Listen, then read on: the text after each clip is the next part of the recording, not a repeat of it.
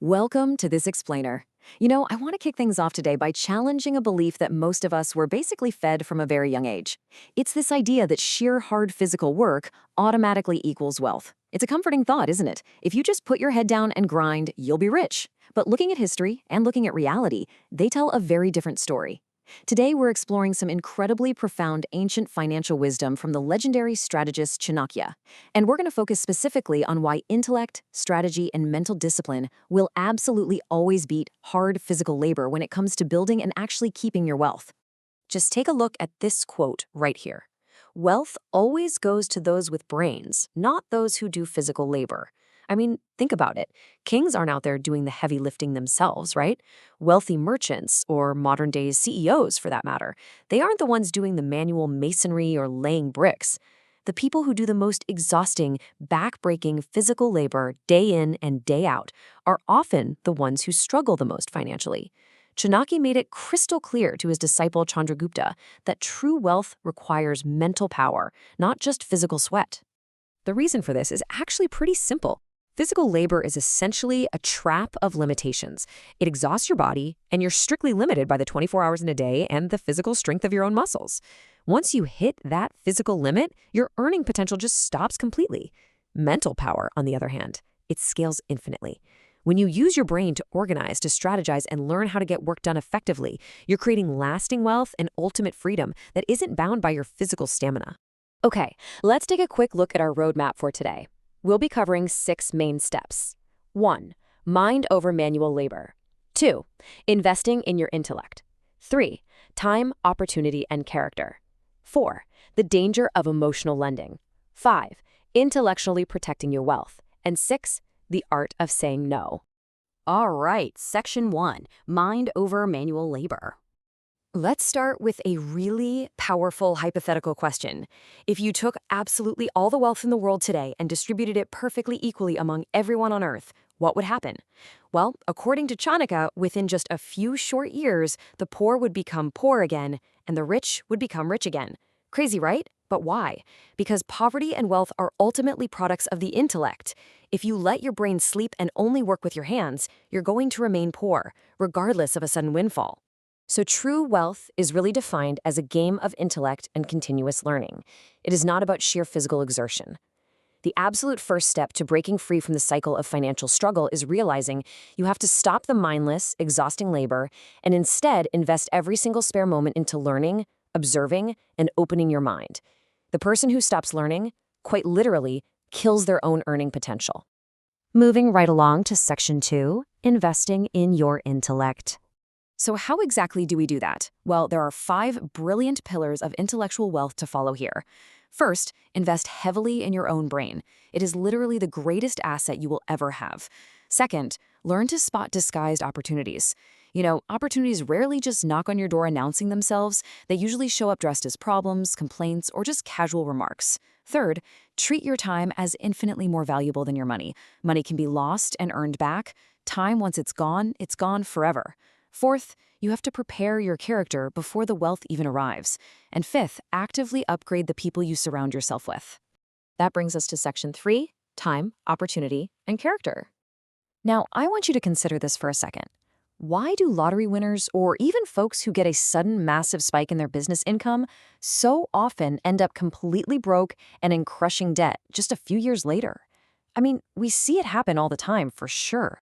Well, it happens because it's because they entirely lacked preparation before that wealth arrived. Chanakya teaches us that wealth is a lot like a rushing river.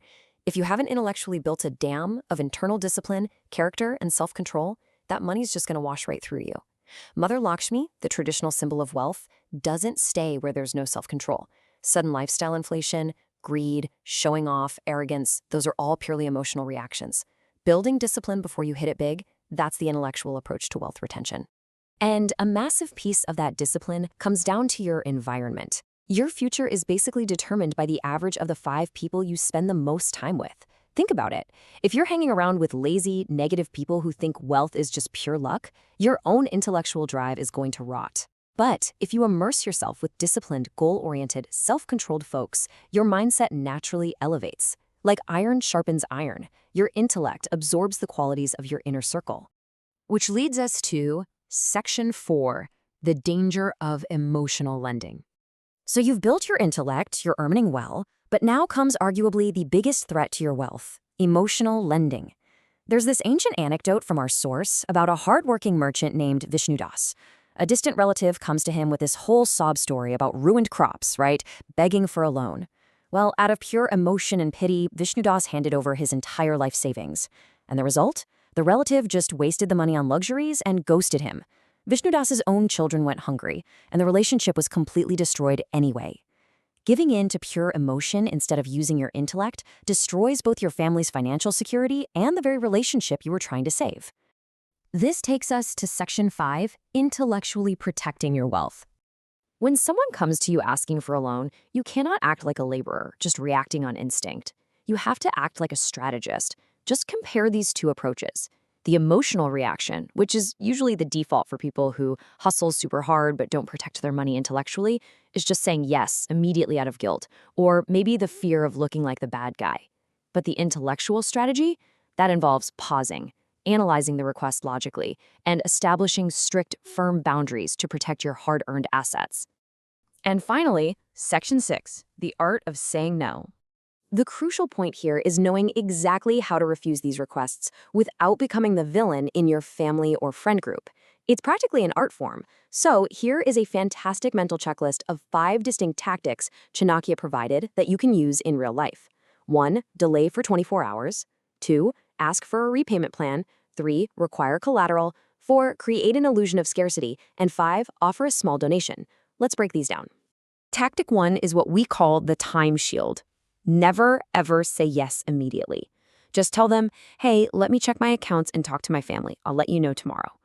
Our source tells a story of a hasty prince who immediately handed over gold to a spy just because the situation sounded urgent, and it turned out to be an enemy spy. Buying 24 hours of time filters out fake emergencies.